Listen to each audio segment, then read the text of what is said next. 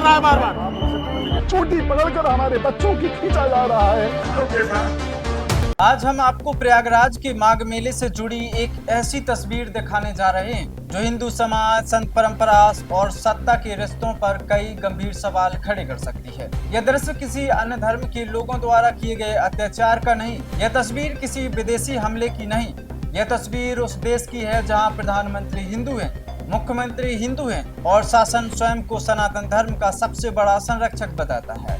प्रयागराज के माघ मेले में रोते हुए दिखाई दे रहे कुछ वह व्यक्ति हैं जो स्वामी अभिमुक्तेश्वरानंद सरस्वती के अनुयायी हैं। स्वामी अभिमुक्तेश्वरानंद सरस्वती एक जाने माने संत जिन्होंने राम मंदिर आंदोलन में सक्रिय भूमिका निभाई, जिन्होंने अदालत में मुकदमे लड़े और जिन्होंने स्वयं को कभी सत्ता के करीब रखकर नहीं बल्कि सत्य के साथ खड़ा रखा। 18 जनवरी 2026 की सुबह करीब 9 से 10 बजे का समय मौनी अमावस्या के अवसर पर स्वामी अभिमुक्तेश्वरानंद सरस्वती 100 से 150 अनुयायियों के साथ संगम घाट पर शाही स्नान के लिए जा रहे थे, लेकिन पुलिस प्रशासन ने उन्हें यह कहकर रोक दिया कि इतने बड़े काफिले से आम लोगों को परेशानी हो सकती है। अब यहीं से सवाल शुरू हो जाते हैं। इसी माघ मेले में सतुआ बाबा दर्जनों लग्जरी गाड़ियों, पोर्शे, डिफेंडर और अन्य महंगी कारों के साथ प्रवेश करते हैं, वीडियो बनते हैं, फोटो खींचते हैं, बुलडोजर और गाड़ियों पर चढ़कर शक्ति प्रदर्शन होता है। खुलेआम ये बयान दिए जाते हैं कि इन गाड़ियों की रफ्तार से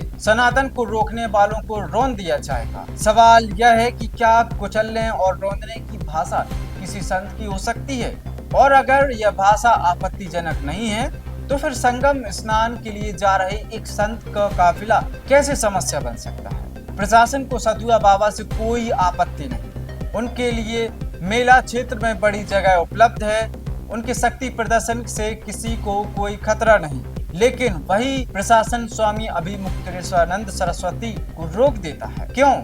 क्या इसलिए कि उन्होंने सत्ता की चापलूसी नहीं की?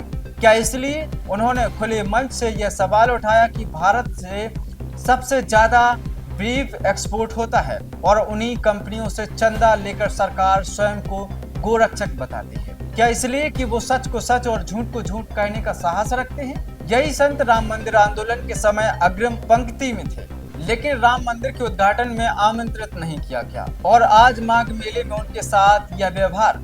तो सवाल अब यह नहीं है कि एक संत के साथ क्या होगा, सवाल यह है क्या अब हिंदू दो वर्गों में बांटे जा रहे हैं?